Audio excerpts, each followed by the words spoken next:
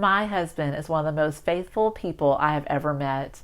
When he commits to a job, he will see it through to the end. Whereas I start something, but it's like pulling teeth to get me to finish. I know his faithfulness was instilled in him by our Heavenly Father.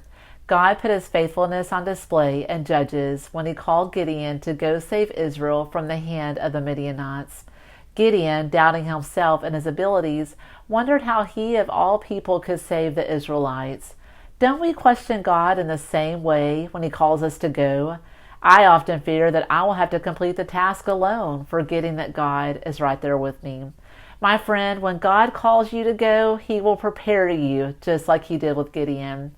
The Lord promised to remain with Gideon, but that promise alone was not enough to persuade Gideon to move ahead with God's plan. So he asked God to show him signs to reassure him that he would be faithful in keeping his promise.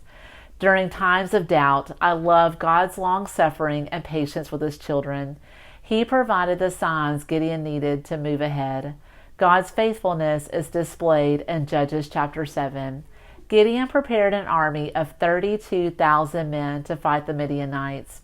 When God thought this was too many, he asked Gideon to send home the 22,000 men who were scared or afraid.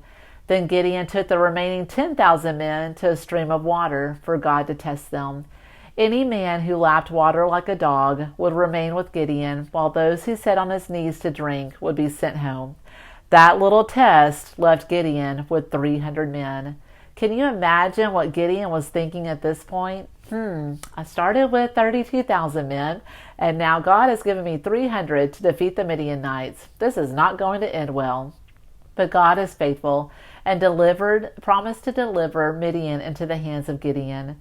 Gideon and 300 men killed at least 122,000 men, and I'm sure there were more men killed from Zebah and Zalmunna's army as well. 2 Timothy 2:13 reminds us that when we are faithless, God remains faithful.